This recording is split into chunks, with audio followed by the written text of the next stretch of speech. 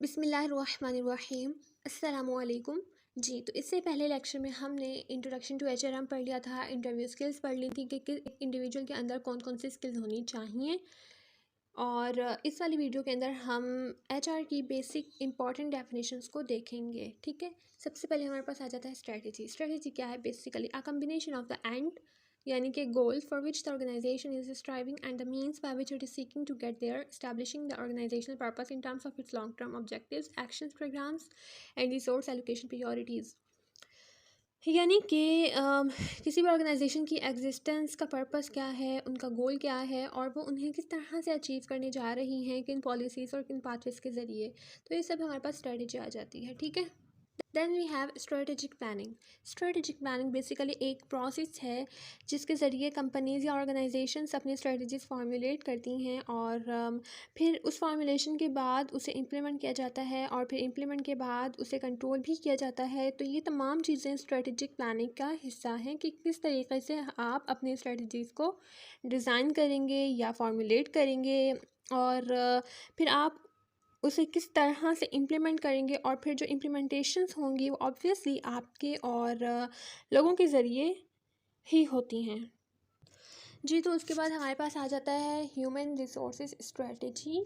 HR strategy का मतलब ये है कि जो कंपनी, जो ऑर्गेनाइजेशन है, वो अपने लोगों को इस तरह से इस्तेमाल करें कि वो आपकी ऑर्गेनाइजेशन का एज बने और वो हेल्प आउट करें ताकि हमारी कंपनी अपना स्ट्रेटजी गोल अचीव कर सके। और तो एचआर स्ट्रेटजी का मतलब क्या है कि एचआर जो भी किसी ऑर्गेनाइजेशन के अंदर मौजूद हैं, जो लोग काम कर रहे हैं, उन्हें हम किस तरीके से यूज़ कर सकते हैं कि हम अपने कॉम्पिटिटर्स के ऊपर अपना एज मेंटेन कर सकें, या फिर हमारी कंपनी जो भी स्ट्रेटजिक गोल हैं हम उन्हें किस तरह से इफ़ेक्टिवली अचीव कर सकते हैं। जी, तो फिर हमारे पास आ जाता है ह्यूमन रिसोर्सेज टैक्टिक्स। यानी कि अभी जब हम आगे जाएंगे तो आपको बहुत अच्छे से क्लियर हो जाएगा, बहुत सारी चीज़ें हमारे सामने आ जाएंगी।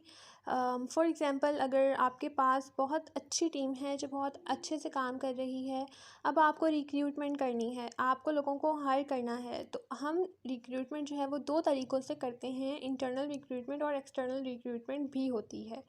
अब अगर आपने मैनेजर किसी को भी बनाना है तो क्या आप बाहर से किसी को मैनेजर बनाएंगे कि वो आए और मैनेजर बने, या फिर आप अपने ही लोगों को प्रमोट करेंगे कि वो लोअर पोजीशन से हायर पोजीशन की तरफ जाएं, कि आप अपने लोगों को ट्रेनिंग के ज़रिए इस तरीके से तैयार करेंगे कि वो आगे पोजीशंस को फुलफ़िल करें, हायर पोजीशन को फुलफ़िल करें, तो वो आपके अपने लॉयल लोग होंगे। तो ये आपको एक एज हासिल हो सकता है। ठीक है जी, तो फिर हमारे पास आ जाती है स्ट्रेटेजिक एचआर प्लानिंग। यानी कि एचआर स्ट्रेटजीज़ किस तरीके से फार्मूलेट होंगी, डिज़ाइन होंगी और फिर किस तरीके से इम्प्लीमेंट होंगी। ये तमाम काम हम करते हैं स्ट्रेटेजिक ह्यूमन रिसोर्सेज प्लानिंग के अंदर। ठीक है, उसके बाद हमारे पास आ जाता है जी, तो उसके बाद हमारे पास स्ट्रेटेजिक एचआर चॉइसेस आ जाता है। यानी कि जैसे मैंने अभी बात की कि हमारे पास बहुत सारे चॉइसेस हैं कि हम क्या कर सकते हैं, कि आप फ्लेक्सिबिलिटी की तरफ जाना चाहते हैं या कमांड कंट्रोल की तरफ जाना चाहते हैं, या आपके एचआर डिपार्टमेंट की चॉइस है कि आप लोगों को फ्लेक्सिबल करना चाहते हैं। फॉर एग्ज़ाम्पल, आपने कह दिया 9 बजे ऑफिस का टाइम है, आप 9 बजे आए, अगर आप 9 से थोड़ा लेट होंगे तो लेट काउंट होगी, टू लेट के ऊपर आपकी एक ऑफ काउंट की जाएगी और एक एब्सेंट काउंट हो जाएगी। दूसरी चॉइस क्या है कि आपने फ्लेक्सिबल कर दिया कि ठीक है आप आएँ, 9 बजे आ जाएँ, 9:30 तक आ जाएँ, लेकिन आपने वर्किंग आवर कंप्लीट करने हैं। तो यहाँ पर as HR manager you have a choice to make. इसी तरह से मैंने अभी बात की कि एक्सटर्नल रिक्रूटमेंट की तरफ जाते हैं या इंटरनल रिक्रूटमेंट की तरफ जाते हैं, ये भी आपके पास चॉइस है। इसी तरह से या आप ऑन द जॉब ट्रेनिंग करवाना चाहते हैं या ऑफ द जॉब ट्रेनिंग करवाना चाहते हैं, ये तमाम एचआर चॉइसेस हैं जो एज एचआर मैनेजर आपके सामने होती हैं। इनमें से आपको डिसाइड करना होता है। ठीक है, अब मैनेजर तो ये आपको पता ही होगा, बस इसको हम जल्दी से पढ़ें कि मैनेजर क्या होता है।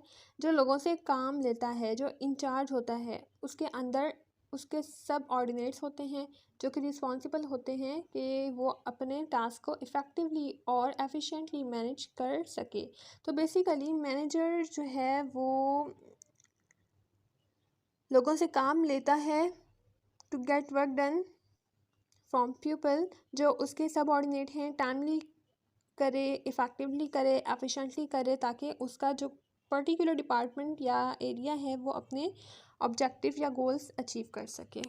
ठीक है, उसके बाद हमारे पास आ जाती है लाइन एम्प्लॉय। ठीक है, लाइन एम्प्लॉय क्या होते हैं? वो एम्प्लॉय जो डायरेक्टली सर्विसेज प्रोवाइड कर रहा है, डायरेक्टली कंपनीज को गुड्स प्रोड्यूस करके दे रहा है। ठीक है, इसके बाद स्टाफ एम्प्लॉय क्या होते हैं? बेसिकली फॉर एग्जांपल आप जो आपका प्रोडक्शन यूनिट है, तो प्रोडक्शन यूनिट में जो लोग डायरेक्टली इन्वॉल्व हैं प्रोडक्शन प्रोसेस के साथ, वो लाइन एम्प्लॉय में आ जाएंगे। ठीक है, और इसके साथ स्टाफ एम्प्लॉय ये होंगे जो सिस्टम को फैसिलिटेट कर रहे होंगे। ठीक है, फॉर एग्जांपल जो HR के लोग हैं या मार्केटिंग के लोग हैं या फिर आपके अकाउंट डिपार्टमेंट के लोग हैं या परचेज डिपार्टमेंट के लोग हैं। ठीक है, ये सब जो हैं हमारे पास सारे स्टाफ एम्प्लॉय में इंक्लूडेड हैं। उसके बाद हमारे पास पर्सनल मैनेजमेंट आ जाती हैं। ठीक है, administrative discipline of hiring and developing employees so that they become more valuable to the organization. It includes traditionally organizations में personal management की जाती थी। ठीक है, conducting job analysis।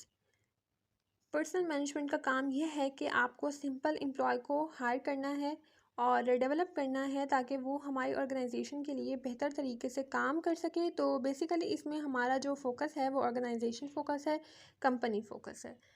पहला काम पर्सनल मैनेजमेंट में जो किया जाता है वो है कंडक्टिंग जॉब एनालिसिस। जिस जॉब के लिए आप हायरिंग करने जा रहे हैं, सबसे पहले उसका एनालिसिस किया जाता है कि इस जॉब की रिक्वायरमेंट क्या है, किस तरीके से ये जॉब जो है वो फॉर्मुलेट की गई है, किस तरीके के लोग हमें चाहिए और जो हमारी जॉब को फुलफ़िल कर सकें या परफॉर्म कर सकें। ठीक है, उसके बाद हमारे पास आ जाता है planning personal needs and recruitment. यानी कि पर्सनल नीड्स का मतलब ये है कि हमें कितने लोगों की ज़रूरत पड़ेगी, कब कब पड़ेगी। ठीक है, उसके बाद हमारे पास आ जाता है selecting the right people for the job.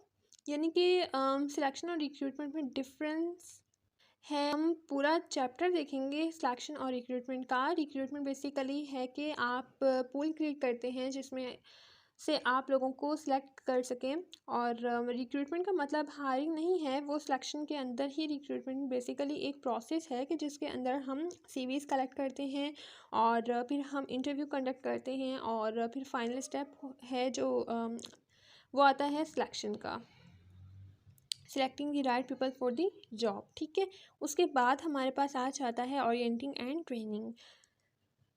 एक इंडिविजुअल को आपने हायर कर लिया, फिर ओरिएंटेशन होती है, उसको थोड़ा बताया जाता है ऑर्गेनाइजेशन के बारे में, और अगर ट्रेनिंग की नीड है तो फिर उससे ट्रेनिंग भी दी जाती है।